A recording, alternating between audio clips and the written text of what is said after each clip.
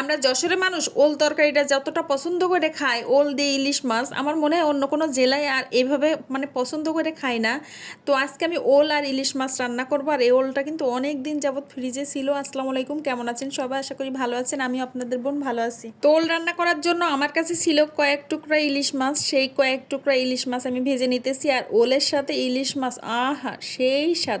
ওল দিয়ে একমাত্র ইলিশ মাছই মজা, আর কোনো মাছ মজা লাগে না আমার কাছে। আমার মনে হয় যশোরের সব মানুষেরই এমন, ওল দিয়ে ইলিশ মাছই তারা পছন্দ করে খেতে।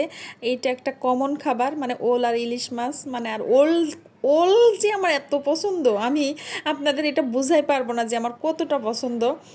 যাই হোক, তো আমি রান্না বান্না শুরু করে দিছি। আমি জানি না কোন অঞ্চলে কেমন খাই, আমি আমাদের যশোরে যেভাবে রান্না করে আমি সেই রান্নাটাই রান্না করব। তো আমি মাছের তেলটা কিন্তু দিয়ে দিছিলাম, কারণ মাছের তেলটার স্বাদ আরও বেশি লাগবে তরকারিতে।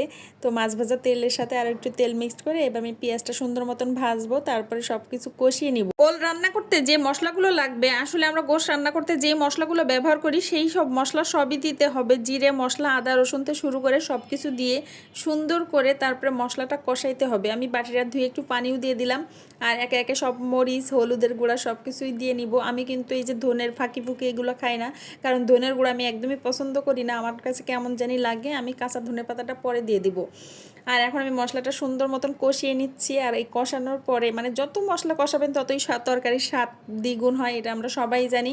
আর এই যে আমার কিন্তু ফ্রিজে ছিল, অনেক মাস থেকে ফ্রিজে ছিল, কারণ আমার না এত পছন্দ। অনেক বড় একটা ওল দিয়ে পাঠাইছিল আমার আব্বা, সেটাতে খাইছিলাম। আর এই যে ছিল ফ্রিজে, অনেক দিন হয়েছে খাওয়া হয়নি, তো ভাবলাম যে আজকেই বের করি একটু খাই। আর আমাদের বাসায় আমিই পছন্দ করি, আমার জামাই, ছেলে মেয়ে কেউই কিন্তু এই পছন্দ করে না। তারপর আজকে জোর করে তাদের খাওয়াইছি।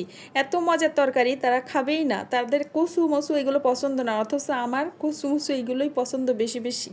আমি কিন্তু পানি ছাড়াই কষিয়ে নিলাম, কারণ যেহেতু ফ্রিজে ছিল, বরফ ছিল, তো ওখান থেকে কিন্তু অনেক পানি ছাড়ছে, সেই পানিতে কষানো হয়ে গেছে। আর আমি এই ওলটা কিন্তু সিদ্ধ করে ফ্রিজে রাখছিলাম, এই জন্য আমার রান্নাটাও ঝটপট হয়ে গেছে। আর ওলটা এত ভালো ছিল, মানে এত মোলাম ছিল।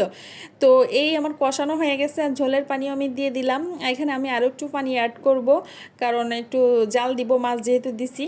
তো অল্প পানি দিয়েছি আমি, বেশি কিন্তু পানি দিও নাই। মাছটা দিয়ে এখন সুন্দর মতন ঢাকনাটা দিয়ে ঢেকে দিব। আর আমার তরকারির কালারটা জাস্ট ওয়াও ওয়াও আসছে, অনেক লোভনীয়, খাইতেও অনেক মজা হয়েছে কিন্তু।